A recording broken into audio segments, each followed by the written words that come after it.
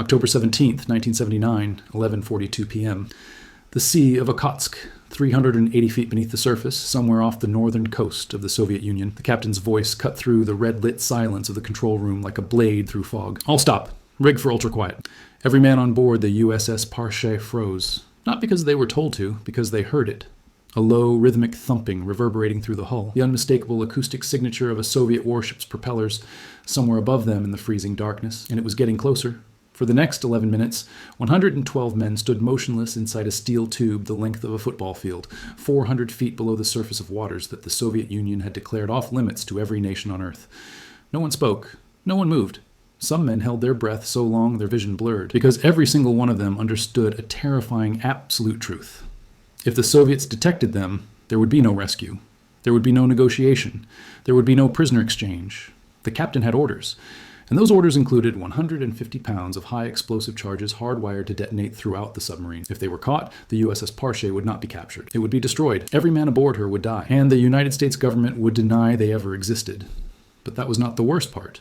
The worst part was what was sitting on the ocean floor directly beneath them. Something so classified that most of the crew didn't even know it was there. Something that, if the Soviets ever discovered, could push the two most powerful nations on Earth to the edge of nuclear war. If you find stories like this fascinating, take a second to hit that like button and subscribe to the channel. It helps us bring you more incredible true stories just like this one. Now, let me tell you how the crew of the USS Parche ended up in the most dangerous position any American submarine crew had ever faced during the Cold War, and why 11 minutes of absolute silence was the only thing standing between them and a catastrophe that could have changed the course of history. To understand what happened aboard the USS Parche that night, you need to understand what the world looked like in the late 1960s. And to be more specific, you need to understand what one man was thinking about at 3 o'clock in the morning in a Pentagon office that smelled of burnt coffee and cigarette smoke. His name was Captain James F. Bradley, Jr. He was the director of undersea warfare for the Office of Naval Intelligence. And he had what most of his colleagues considered an insane idea. By 1969, the Cold War had entered a dangerous new phase. The Soviet Union was building nuclear submarines at an alarming rate. Their Pacific Fleet, headquartered in Vladivostok, was expanding rapidly, and they had established a critical military base on the Kamchatka Peninsula, at a remote outpost called Petropavlovsk. This base was home to some of the most terrifying weapons ever created. Yankee-class and Delta-class submarines, each carrying enough nuclear-tipped ballistic missiles to destroy entire nations. The kind of weapons that kept American strategists awake at night. But there was a problem. American intelligence knew shockingly little about what was actually happening inside Petropavlovsk. They didn't know how many submarines were operational. They didn't know the readiness levels. They didn't know the patrol schedules. And perhaps most critically, they didn't know how close the Soviet military leadership was to ordering a nuclear first strike. In those years, that question wasn't academic, it was existential. Bradley believed there was a way to find out. And his idea was rooted in a childhood memory so simple it was almost laughable. Growing up along the Mississippi River, young James Bradley had seen signs posted along the riverbanks. They read, "Cable crossing, do not anchor."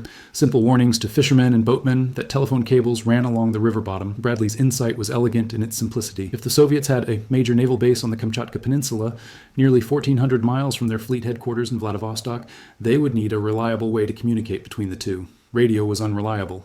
Satellite communication was in its infancy. That left one logical option: an undersea communications cable running along the bottom of the Sea of Okhotsk. And here was the critical part of Bradley's reasoning. Soviet cryptographers were notoriously backlogged. Military officers needed fast, reliable communication. If the Soviets believed that a cable running along the bottom of their own territorial waters was physically impossible for anyone to access, they might not bother encrypting the communications flowing through it. But what Bradley was proposing wasn't just ambitious, it was borderline suicidal. The Sea of Okhotsk was not just any body of water. It was a 600,000 square mile expanse of frigid ocean that the Soviet Union considered its own private lake. Soviet warships patrolled it constantly. The Soviet Navy had installed a network of underwater acoustic sensors along the seafloor designed to detect the slightest intrusion. Surface exercises took place regularly. Any foreign vessel detected within these waters would face immediate and aggressive response. For a submarine, there would be no warning shots. There would be depth charges. There would be destruction. The Soviets had made this abundantly clear, and Bradley wanted to send an American submarine directly into the heart of it, not just to pass through, but to stop, to hover, to deploy divers into the freezing water nearly 400 feet down, to find a single cable, no more than 5 inches in diameter, somewhere on the vast ocean floor, and to attach a listening device to it without cutting into the cable or disrupting its signal in any way. When Bradley pitched this idea to the National Security Agency in 1971, most people thought he was out of his mind. But the NSA, desperate for any advantage over the Soviet Union, saw the potential. And they said yes, but there was a problem. Where do you find the money to fund something this secret? Something so classified that even the existence of the mission could never be acknowledged? Bradley found a creative solution. The Navy was developing something called the Deep Submergence Rescue Vehicle Program, or DSRV. Bradley quietly diverted funds from that program into his cable tapping operation, and to disguise the modified submarines, they mounted fake DSRV simulators on their decks. Anyone who saw these submarines in port would assume they were part of the rescue vehicle program. No one would suspect their true purpose. The submarine chosen for the first mission was the USS Halibut. She was a modified nuclear-powered submarine originally built for an entirely different purpose, but converted for special operations. Her crew had no idea what they were about to do. Most of them were told a cover story. They were going to the Sea of Okhotsk to recover fragments of a Soviet supersonic anti-ship missile that had broken apart during testing. Find the pieces, bring them home, let the engineers figure out how the missile worked. That part of the mission was actually true, but it wasn't the real reason they were going. In October 1971, the USS Halibut slipped beneath the surface and began her long journey toward the Sea of Okhotsk. The submarine had to navigate through the Kuril Islands, an 800-mile chain of volcanic islands that formed the gateway to the Sea of Okhotsk. The channels between the islands were narrow and shallow. Soviet monitoring stations dotted the coastline. If the Halibut was detected passing through, the mission was over before it began, and the crew might not make it home, but the Halibut made it through. And once inside the Sea of Okhotsk, her crew began scanning the Soviet coastline. They were looking for the signs, the same kind of signs Bradley had seen as a boy along the Mississippi River. And after a week of painstaking searching, peering through periscopes at the distant shoreline, they found them. Small signposts along the northern coast, warning local fishermen not to anchor in certain areas. The cable existed. Bradley had been right. Now came the hard part, finding the cable itself on the ocean floor. The search area had been narrowed, but the ocean bottom is a vast and featureless landscape. Even with sonar, finding a 5-inch cable in hundreds of feet of water is like finding a single thread in a dark football stadium. But after several days of methodical searching, the Halibut's sonar operators located it, a thin line running along the seabed in approximately 400 feet of water. What happened next required a kind of courage that most people can barely comprehend. Navy divers, specially trained for deep-sea operations, exited the submarine through a pressurized chamber and descended into the freezing darkness. They wore specialized dive suits with warm water pumped through hoses connected to the submarine. Their lifeline was literally a series of umbilical cords. If those cords were severed, they would die. If the submarine was forced to move suddenly, they would be dragged along the ocean floor. If they ascended too quickly, the bends would kill them. Every second they spent outside the submarine was a calculated gamble with their lives. These divers placed a 20-foot-long device directly onto the cable. The device was an engineering marvel. It wrapped around the cable without piercing its outer casing. It used electromagnetic induction to pick up the signals flowing through the wires inside. And it was designed with a failsafe. If the Soviets ever raised the cable for repair, the device would automatically detach and fall to the ocean floor, leaving no evidence that it had ever been there. The tapes began recording, and when they were retrieved and sent back to the National Security Agency for analysis, the results exceeded everyone's wildest expectations. Bradley's gamble had paid off in spectacular fashion. The Soviets were so confident in the security of their undersea cable that the vast majority of their communications were completely unencrypted. Military officers were talking openly about submarine deployments, about missile readiness levels, about patrol schedules, about maintenance problems with their nuclear fleet, about personal matters, family conversations, complaints about superiors, everything. It was as if someone had handed the United States a direct telephone line into the heart of Soviet military command. The intelligence was staggering. NSA analysts gained unprecedented insight into the operations at Petropavlovsk, including detailed information about the Yankee and Delta-class ballistic missile submarines stationed there. For the first time, American strategists had real-time knowledge of Soviet nuclear submarine movements in the Pacific. They could track which boats were at sea and which were in port. They could assess readiness levels. They could gauge the mood and morale of Soviet naval commanders. This was not just intelligence. This was a strategic goldmine. The operation was given a code name, Ivy Bells, and it would remain one of the most closely guarded secrets in American history for nearly a decade. But the mission didn't end with the first successful tap. Every few months, a submarine had to return to the Sea of Okhotsk, navigate past the Soviet defenses, and send divers down to retrieve the recorded tapes and install fresh ones. Each trip was as dangerous as the first. Each time, the crew gambled their lives on the belief that the Soviets hadn't discovered the device.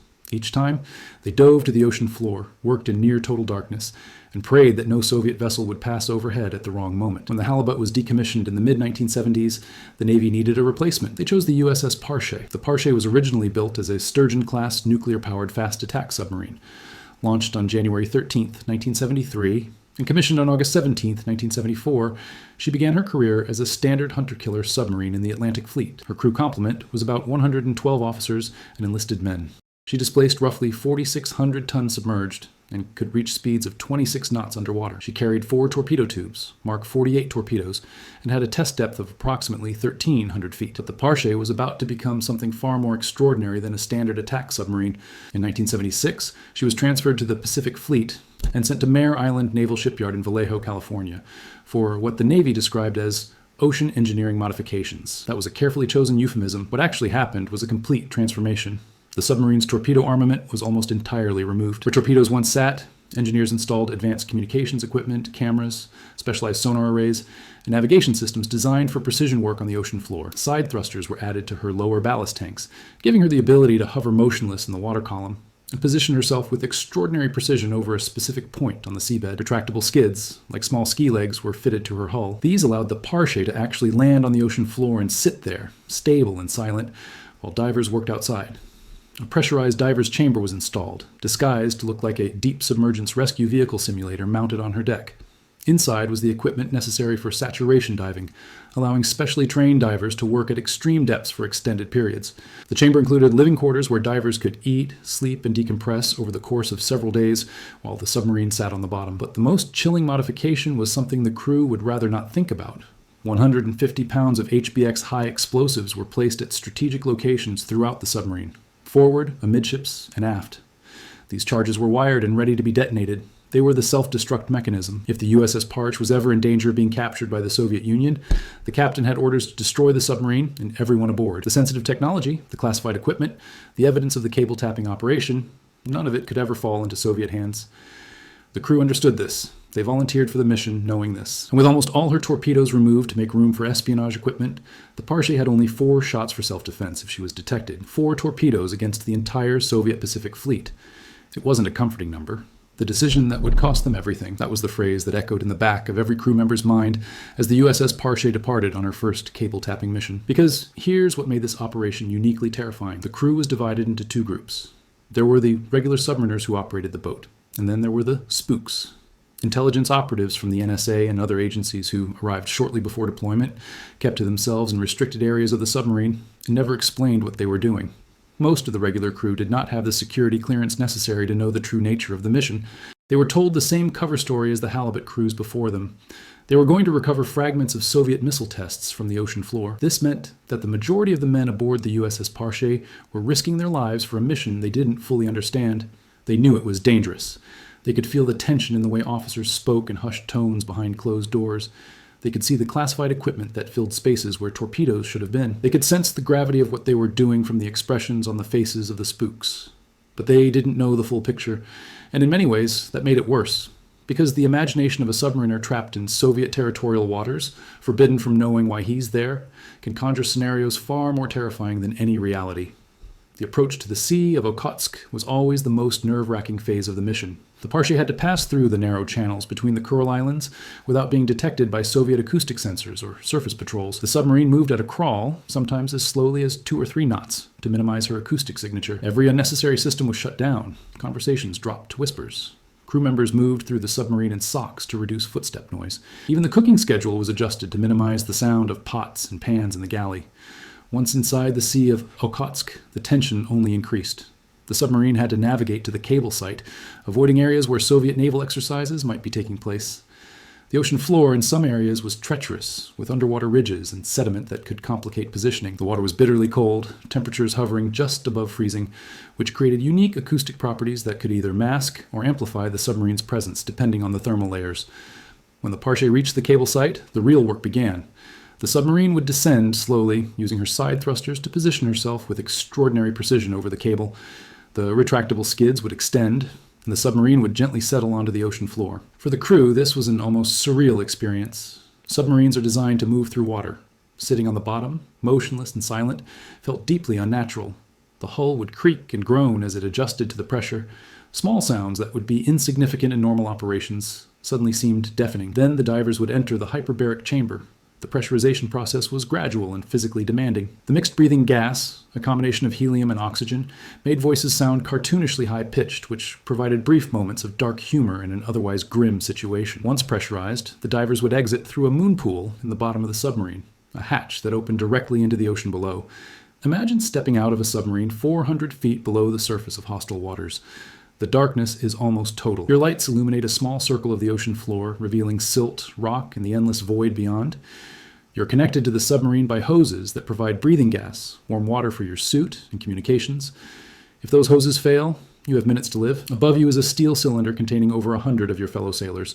Below you is the cable that carries the secrets of a nuclear superpower. Around you, somewhere in the darkness, Soviet warships patrol. And you know that if anything goes wrong, no one is coming to help. The divers would locate the cable, inspect the tapping device, retrieve the recorded tapes, and install fresh ones. The process could take hours. Every minute was an eternity. And all the while, the submarine's sonar operators listened intently for any sign that a Soviet vessel was approaching. That brings us back to that night in October 1979. The tapes had been recovered, the new ones installed. The divers were back inside the chamber, beginning their long decompression.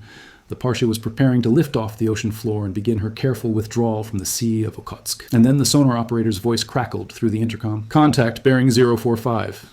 Designate Sierra 1, classify as surface combatant, range closing, a Soviet warship, and it was heading directly toward them. The captain ordered all stop and ultra quiet immediately. The submarine, still resting on the ocean floor, went completely dark. Non-essential systems shut down.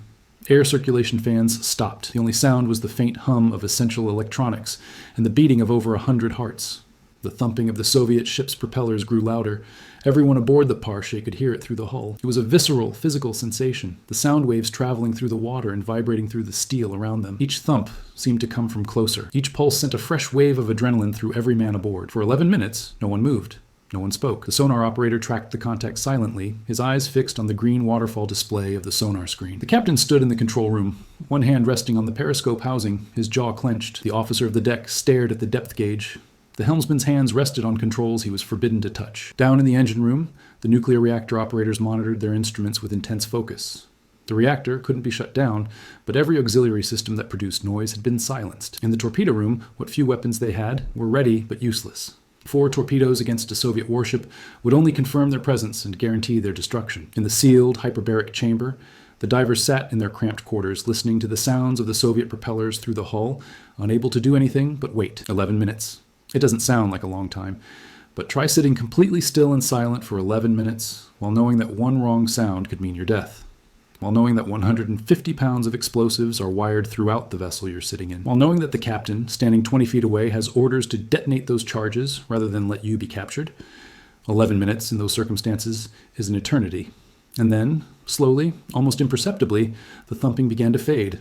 The Soviet ship was moving away.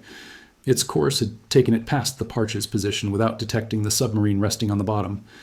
The sonar operator's voice came through again, barely a whisper. Sierra 1 bearing 320. Range opening. Contact fading. The captain waited another 20 minutes before allowing any movement aboard the ship. 20 more minutes of silence, just to be certain. Then, finally, the word was passed, secure from ultra-quiet, and the USS Parche slowly, carefully lifted off the ocean floor and began her long, cautious journey home. That was just one mission. The Parche would return to the Sea of Okhotsk again and again over the following years. Each mission carried the same risks. Each mission demanded the same extraordinary courage from her crew. And each time, the intelligence she brought home proved invaluable. But the Parche's operations weren't limited to the Sea of Okhotsk. As the technology improved, the submarine began tapping cables in other locations.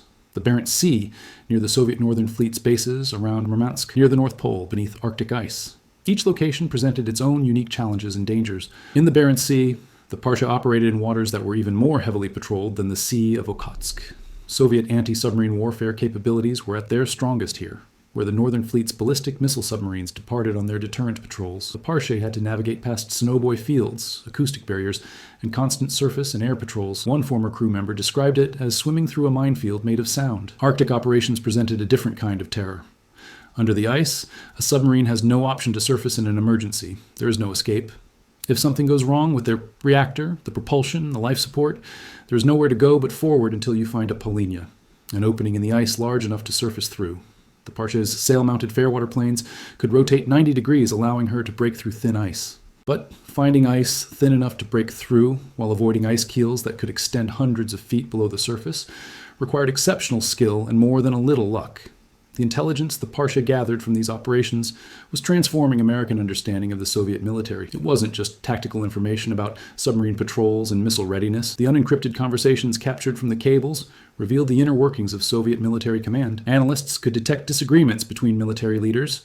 They could gauge the level of fear within the Soviet high command about American capabilities. They could identify weaknesses in Soviet strategy. They could hear, in the voices of Soviet officers speaking candidly to each other, the doubts and anxieties that no amount of satellite photography could reveal. This intelligence had direct implications for the highest levels of American policy. It informed arms control negotiations. It shaped strategic planning. It provided presidents with real-time insights into the thinking of their Soviet counterparts. Some historians have argued that the intelligence gathered by the Parche and her sister submarines played a significant role in the eventual conclusion of the Cold War by giving American leaders the confidence to negotiate from a position of knowledge rather than fear. But the success of Operation Ivy Bells was about to come to a devastating end. And the cause wasn't a Soviet detection system or a mechanical failure or a slip-up by the Parche's crew. It was one man, sitting in an apartment in Washington, D.C., staring at his mounting debts and making a decision that would compromise one of the most valuable intelligence operations in American history. His name was Ronald William Pelton, and his story is a case study in how the most sophisticated espionage operation can be undone by the most mundane of human weaknesses. Pelton had worked for the National Security Agency for 14 years, from 1965 to 1979. He was an intelligence analyst with A Group, the department responsible for monitoring Soviet and Eastern European communications. He was fluent in Russian. He had access to the agency's most sensitive programs. And he had a remarkable memory. The kind of photographic recall that made him exceptionally valuable as an analyst, but would later make him exceptionally dangerous as a spy. By 1979, Pelton was drowning in debt. He owed approximately $65,000, an enormous sum at the time, equivalent nearly $250,000 today. He had filed for personal bankruptcy. His marriage was under strain. His lifestyle exceeded his government salary. And so, in the autumn of 1979, Ronald Pelton resigned from the NSA. But he didn't walk away quietly. On January 14, 1980, Pelton picked up the telephone and called the Soviet embassy in Washington, D.C. The FBI had the embassy phones tapped, and they recorded the call. They anticipated the arrival of a potential spy at the embassy. But in a failure that would haunt the Bureau for years, they were unable to identify the caller or observe him entering the building. Pelton met with a KGB officer named Vitaly Yurchenko, and over the course of several debriefing sessions, some lasting 8 hours, Pelton systematically revealed from memory the NSA's most closely guarded secrets. He didn't need to bring documents. He didn't need to smuggle files. His mind was the filing cabinet, and he opened every drawer. Among the secrets he sold was the existence of Operation Ivy Bells. He told the Soviets about the cable taps. He told them about the submarine missions. He told them where the devices were located. He gave them the keys to an intelligence operation that had taken a decade to build, that had cost hundreds of millions of dollars, that had required the extraordinary courage of thousands of submariners, and that had provided invaluable insights into Soviet military capabilities at the height of the Cold War. For this information, the KGB paid Ronald Pelton $5,000. $5,000, the price of a used car. That was the value the KGB placed on one of the most damaging acts of espionage in American history. Over the following 3 years, Pelton would make additional trips to Vienna, where he stayed in Soviet-controlled apartments and underwent further debriefings. His total compensation from the KGB amounted to approximately $35,000. For that sum, he had compromised intelligence operations that had cost the American taxpayer billions. The Soviets, remarkably, did not act on Pelton's information immediately. They waited until 1981, perhaps, to avoid drawing attention to how they had learned about the operation, perhaps to develop their own countermeasures, perhaps simply because bureaucracies, even intelligence bureaucracies, move slowly. Then, in 1981, American surveillance satellites captured an alarming image. A flotilla of Soviet warships, including a vessel known to have deep-sea salvage capabilities, had gathered directly above the site of the cable tap in the Sea of Okhotsk. They knew. The Soviets knew. The USS Parche was immediately dispatched on an emergency mission. Her orders: retrieve the tapping device before the Soviets could capture it. The device was a 20-foot-long, 6-ton piece of technology that represented some of the most advanced intelligence-gathering capabilities in the American arsenal. If the Soviets got their hands on it, the damage would be incalculable. The Parche raced toward the Sea of Okhotsk. The tension aboard was even more intense than usual because the crew understood that Soviet forces were actively present in the area. They weren't just trying to avoid routine patrols this time. They were heading directly toward a location where the enemy was already waiting. When the Parche's divers descended to the ocean floor and reached the cable, they found nothing. The device was gone. The Soviets had gotten there first. The feeling aboard the Parche when the divers reported their findings was, by all accounts, devastating. Years of painstaking work. Missions that had pushed men to the absolute limits of their endurance and courage. Intelligence that had shaped American national security policy at the highest levels. All of it compromised by one man and a telephone call. The Parche made her way home. The NSA launched an intensive investigation to determine how the Soviets had discovered the operation, but the truth wouldn't emerge for another 4 years. In July 1985, Vitaly Yurchenko, the very KGB officer who had first debriefed Pelton, made a stunning decision. He defected to the United States. It was considered one of the most significant KGB defections of the Cold War. And among the wealth of information Yurchenko provided to CIA debriefers was the identity of a former NSA analyst who had compromised intelligence operations. He described the man as having red hair, having contacted the Soviet embassy around 1980, and having provided information about a submarine cable tapping operation. The FBI knew immediately. They had that recorded phone call from January 1980. They pulled NSA personnel files and began looking for red-haired male analysts who had left the agency around that time. The pool of suspects was not large. When they matched the voice on the recorded call to Ronald Pelton, they had their man. But proving the case was another matter. Pelton hadn't taken any documents. There was no paper trail. There was no physical evidence in his home or vehicle. The FBI bugged his car and his apartment for weeks, but found nothing incriminating. They were at a dead end. In a desperate gamble, FBI agents confronted Pelton directly. They played him the recording of his call to the Soviet embassy. And Pelton, perhaps realizing the game was up, began to talk. He admitted to providing information to the Soviets in exchange for money. Ronald Pelton was tried and convicted of espionage in 1986. The judge who sentenced him called his actions a betrayal of a special position of trust that had compromised American citizens and endangered American agents. Pelton received 3 concurrent life sentences plus 10 years. He would serve nearly 30 years before being released in November 2015.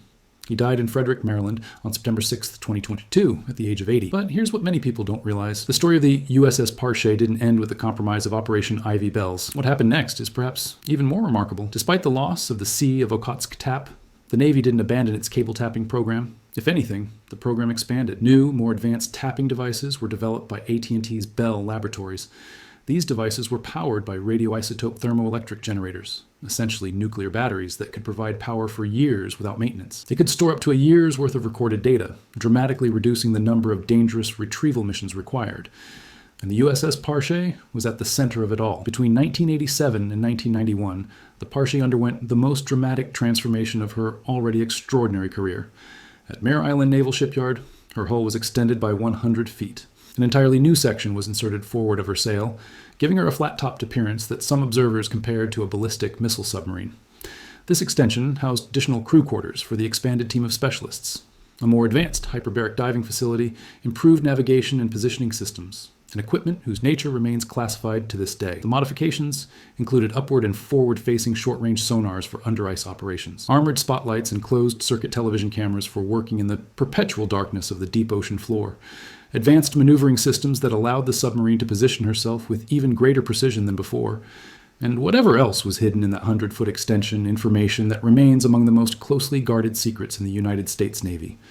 When the Parche emerged from her 4-year overhaul in 1991, she was essentially a new submarine. Her total length had grown to 401 feet. Her crew had expanded to 179. She was assigned to Submarine Development Squadron 5, a unit whose very name was carefully chosen to obscure its true purpose. And she went back to work. The missions the Parche conducted after her modification remain almost entirely classified. What we know comes from fragments, hints, and the extraordinary record of commendations she received. But what that record tells us speaks volumes. Over the course of her 30-year career, the USS Parche accumulated a collection of military honors that is unmatched in the history of the United States Navy.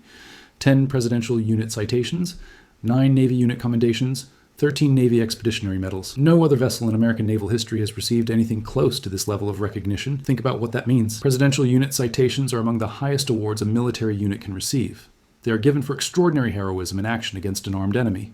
To receive 10 of them means the Parche and her crew performed acts of exceptional valor and significance on 10 separate occasions. And because the missions remain classified, the men who earned these awards could never talk about what they did to deserve them. They came home, put the ribbons on their chests, and said nothing. Their families didn't know. Their friends didn't know. Even other submariners often didn't know the full story. This is the peculiar burden of the men who served aboard the USS Parche. They were among the bravest sailors in American history, operating in the most dangerous conditions imaginable, carrying out missions of immense strategic importance, and they did it all in absolute silence. Not just the operational silence required to avoid detection, but the personal silence of never being able to share their experiences, never being able to explain the awards on their uniforms, never being able to tell their wives or children why they woke up in cold sweats or why they flinched at certain sounds. The stress of these missions was enormous. It manifested in ways both obvious and subtle. The book Blind Man's Bluff, written by investigative reporters Sherry Sontag and Christopher Drew after 6 years of investigation and hundreds of interviews with submarine veterans, documented some of the human costs.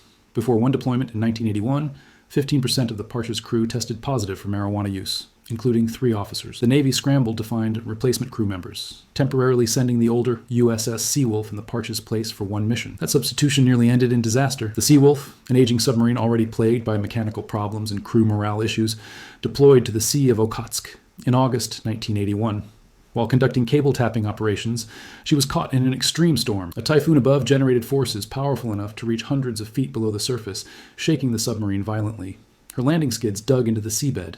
Sand clogged the reactor's heat exchanger. As the Seawolf struggled to free herself, she ripped away an external gondola, and loose internal components began banging against the hull, each impact potentially audible to Soviet sensors. For a terrifying period, the crew faced the very real possibility that they would have to activate the self-destruct charges. The Seawolf came closer to being lost with all hands than any other submarine in the cable tapping program. Some crew members across the various spy submarines dealt with the stress by becoming survivalists in their off-duty time, practicing with rifles and preparing mountain retreats, as if the apocalyptic nature of their work had bled into their personal lives. Others turned inward, becoming increasingly isolated from family and friends who could never understand what they had experienced. The divorce rate among submarine espionage crews was reportedly high, though exact figures remained classified along with almost everything else about these missions. But there were also moments of quiet pride and dark camaraderie. The crew of the Parche developed their own culture, their own inside jokes, their own way of processing the extraordinary reality of their daily lives. There was a particular kind of bond that formed between men who had sat together in absolute silence while Soviet propellers pounded overhead, a bond forged in the shared knowledge that they might die at any moment and that no one would ever know what had happened to them.